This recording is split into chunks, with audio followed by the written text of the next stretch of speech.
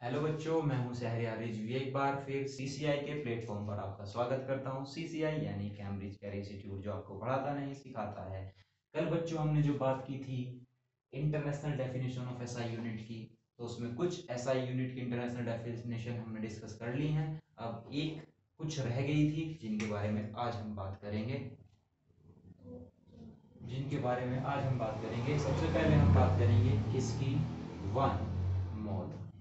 One mole unit है SI किसकी? Amount of substance की। उसके बारे में बात करेंगे ये क्या होता है। हम क्या करते हैं, कार्बन 12 का एक आइसोटोप लेते हैं, उस आइसोटोप का 12 ग्राम लेते हैं अमाउंट। ठीक है, ये रहा मेरा कार्बन 12 का 12 ग्राम। अब मैंने क्या काम किया, इसके बहुत छोटे छोटे पीसीस कर लिए और उन पीसीस को काउंट कर लिया। क्या कर लिया? काउंट कर लिया। तो जितने भी वो पीसीस होंगे, वो जो छोटे छोटे पीसीस होंगे, उन्हें क्या बोलते हैं? वो एटम भी हो सकते हैं, मॉलिक्यूल भी हो सकते हैं, वो आयंस भी हो सकते हैं, कुछ भी हो सकते हैं। ठीक है, तो उन्हें मैंने काउंट कर लिया। ठीक है, काउंट करने के बाद जो उनका नंबर आता है वो आता है 6.023 इंटू 10 की पावर 23। ठीक है, इतने आते हैं। समझ में आ गया? It they can be a atom, they can be a molecule, they can be a ions, कुछ भी हो सकते हैं, यानी कुछ भी एंटिटीज हो सकती है। तो यहां मैं बात करूंगा वन मोल को कैसे डिफाइन करेंगे।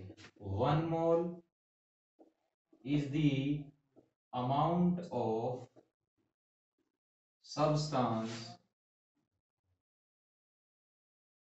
which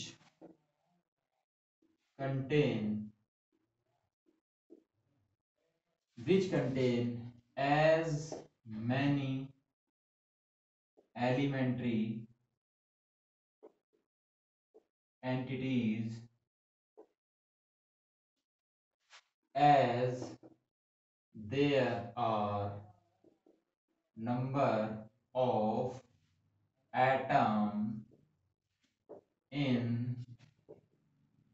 12 gram of carbon 12। समझ में आ गया? One mole is the amount of substance which contain as many elementary entities as there are number of atom in 12 gram of carbon 12। 12 ग्राम लिया कार्बन 12 का, उसके छोटे छोटे पीसेस कर लिए, उसके पाउडर की फॉर्म में बना लिया, एक महीन पाउडर बना लिया। उसके छोटे छोटे पार्टिकल को अगर हम काउंट करेंगे तो उन सब को मिलकर क्या बनेगा? एक मोल बनेगा। क्या बनेगा? One mole. तो वन मोल एक तरीके से कह सकते हैं कि ये जो नंबर है हमारा, इसे बोलते हैं एवोगैड्रोस नंबर। क्या बोलते हैं? Avogadro's number. ठीक है, तो अगर मैं बात बात करूं वन मोल की, तो वन मोल में कितनी एंटिटीज हो सकती हैं? 6.023 इंटू 10 की पावर 23। समझ में आ गया? क्लियर है? कार्बन 12 लिया, कार्बन 12 का 12 ग्राम अमाउंट लिया, उसे छोटे छोटे पीसेस में ब्रेक कर लिया, जितने पीसेस बनेंगे उनको काउंट कर लिया, उनका नंबर इतना आता है। They can be molecule, they can be atom, they can be ions. ठीक है, इसको हम बोलते हैं एवोगैड्रोस नंबर। समझ में आ गया? यानी एक ग्राम मोल में कितने एटम होते हैं? 6.023 इंटू 10 की पावर 23। समझ में आ गया? तो वन मोल की डेफिनेशन आपको क्लियर हो गई होगी। अब हम बात करेंगे किसकी?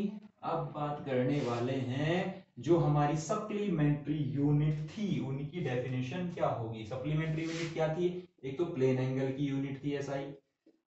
प्लेन एंगल की एसआई यूनिट क्या थी हमारी? वो थी रेडियन। क्या थी? रेडियन। तो वन रेडियन को डिफाइन कैसे करेंगे उसकी भी बात कर लेते हैं। ठीक है भाई, ये एक सर्कल है। ठीक है, ये एक सर्कल की आर्क है। ठीक है ना? तो इस सर्कल की रेडियस कितनी है हमारी?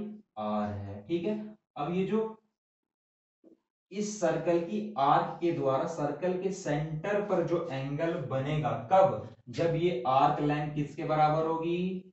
ये आर्क लेंथ किसके बराबर होगी? रेडियस के बराबर होगी। तब ये जो एंगल बनेगा वो होगा वन रेडियन। समझ में आ गया?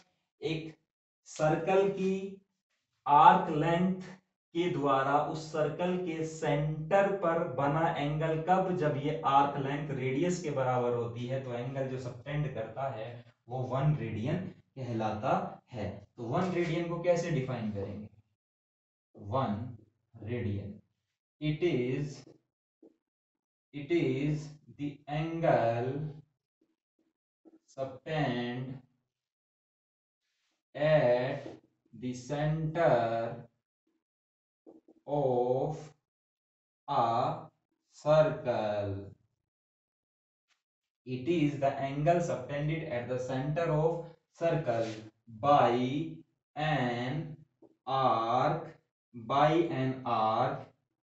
which is equal in length, which is equal in length, which is equal in length of the radius of circle. समझ में आ गया? देखो कैसे हम डिफाइन करते हैं। एंगल की बात करें, फॉर्मूला होता है एंगल के लिए, angle equal to arc upon radius. समझ में आ गया?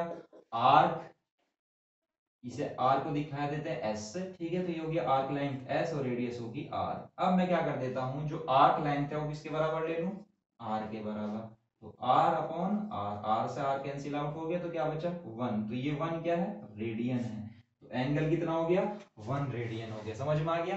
Angle subtend eight the centre of circle, angle subtend eight the centre of circle by an arc which is equal in length, which is equal in length of the radius, जिसकी length जो है वो radius के बराबर है। तब जो angle इस सेंटर पर बनेगा वो क्या होगा? 1 रेडियन होगा। समझ में आ गया?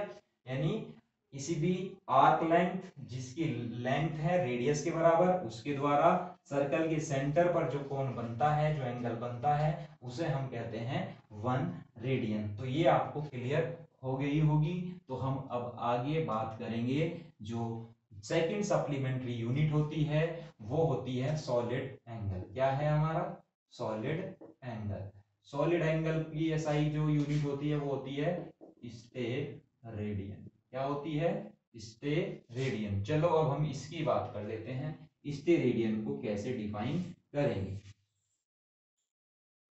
चलो भाई, स्टेरेडियन क्या है?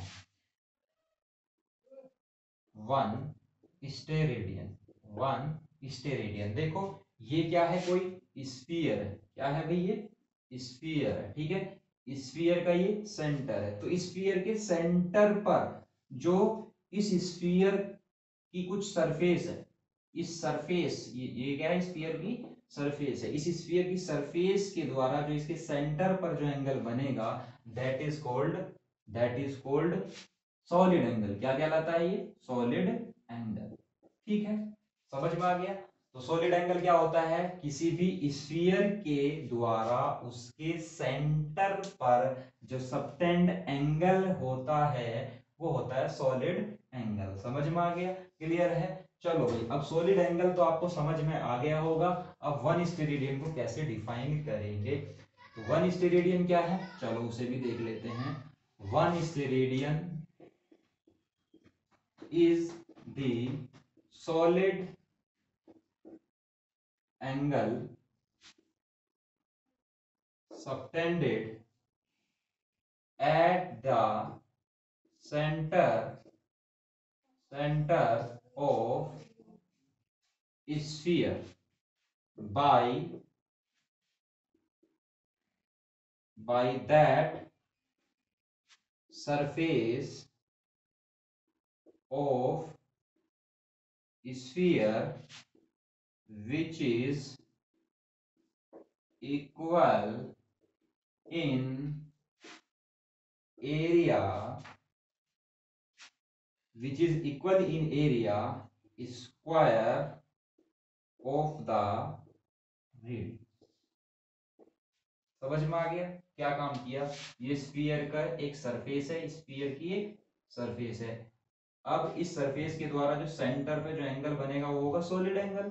अब ये 1 स्टेरेडियन कैसे कहलाएगा? जो सरफेस एरिया है, अगर इसको मैं रेडियस के स्क्वायर के बराबर ले लूं, यानी सरफेस एरिया कितना है? रेडियस के स्क्वायर के बराबर। अब इस सरफेस एरिया के द्वारा इसके सेंटर पे जो एंगल बनेगा वो होगा, वो सेंटर में जो सॉलिड एंगल बनेगा वो होगा 1 स्टेरेडियन। समझ में आ गया? तो क्या होगा? 1 स्टेरेडियन। ऐसे सॉलिड एंगल का फॉर्मूला क्या होता है, D A upon R square. तो डी ए क्या हो गया, आर स्क्वायर के बराबर। तो आर स्क्वायर से आर स्क्वायर कैंसिल आउट हो गया, तो क्या आ गया ये 1। तो 1 स्टेरेडियन एंगल हो गया, समझ में आ गया। ध्यान रखना सॉलिड एंगल का फॉर्मूला होता है सरफेस एरिया का, सरफेस एरिया अपॉन रेडियस का स्क्वायर। अगर सरफेस एरिया रेडियस के स्क्वायर के बराबर हो तो ये डीए को आर स्क्वायर लिख सकते हैं, आर स्क्वायर से आर स्क्वायर कैंसिल आउट हो जाएगा, तो क्या आ जाएगा 1। तो 1 स्टेरेडियन आपको समझ में आ गया। 1 steradian is the solid angle, solid angle है subtended at the centre of sphere. ये क्या है, सेंटर ऑफ स्फीयर है, ठीक है। By that surface, by that surface of the sphere, ये उस सरफेस, स्फीयर की उस सरफेस के द्वारा जिसका एरिया किसके बराबर है, आर स्क्वायर के बराबर है, ठीक है। तो वो जो तब एंगल होगा वो होगा हमारा 1 स्टेरेडियन। बाय, ये लिखा हो ना, bye that surface of the sphere which is equal in area of square of the radius, of square of the radius. समझ में आ गया, क्लियर है। तो यहां आपको 1 स्टेरेडियन की भी डेफिनेशन क्लियर हो गई होगी, ठीक है। तब तक के लिए मैं आपसे इजाजत चाहूंगा, फिर आपकी खिदमत में हाजिर होऊंगा नई एपिसोड के साथ, नए टॉपिक के साथ। तब तक take care, bye bye, love you all.